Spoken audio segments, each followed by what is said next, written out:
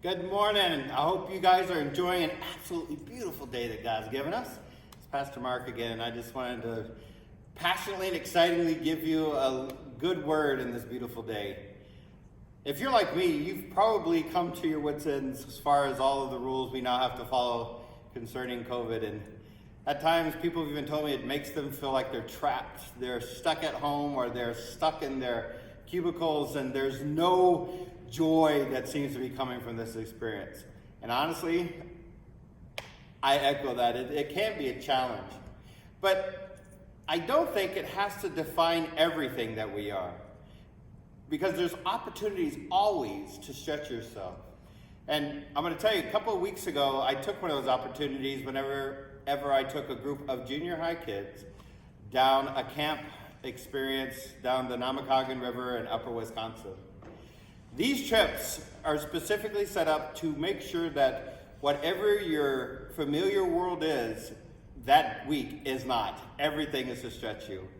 And what I saw was, it wasn't simply the 15 miles a day we go down the river. It wasn't simply building our camp every night. It wasn't putting together our supper and talking about God in a variety of wonderful ways. But it was the small moments too. The first time many of them ever got into a canoe. The first time any of them ever canoed for that long. The first time that they actually sat down and they built their own meals together and cooked for one another. And it dawned on me that oftentimes, even amongst this COVID, it's the small risks that can allow you to really have the greatest joy and the biggest moments of growth.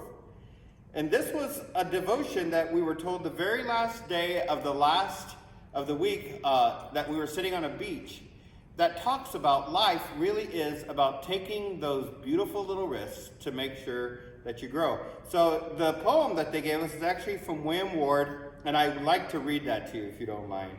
I usually don't like to read, but this was pretty neat. It says, "To laugh is to risk appearing a fool. To weep is to risk appearing sentimental. To reach out to another is to risk involvement.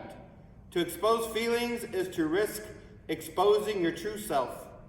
To place your ideas and dreams before a crowd is to risk their loss. To love is to not be loved back. To hope is the risk despair. To try is to risk to fail. But risks must be taken. They are the greatest joy in life. A person who risks nothing, does nothing, has nothing, is nothing. He may avoid suffering and sorrow, but he cannot learn. He cannot feel, he cannot change, he cannot grow, he cannot live." I love this text because what it does tell us is that even in this time of COVID, we have those opportunities to even go beyond ourselves, to grow. So if you're tired like me and you're in a grocery store, take a risk. That person who's frowning at you because they want that last can of Pringles that you just picked up, smile at them. Risk being kind, give it to them. The person who looks like the whole world is on their shoulders, see if you can offer a hand, help them up. And especially when it comes to our faith.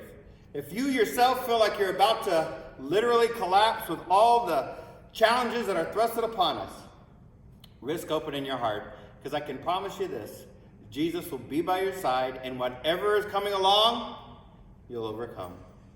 Just a little something I was thinking of, I wanted to share with you. I love you. Go out into the world, risk a little bit, grow a little bit.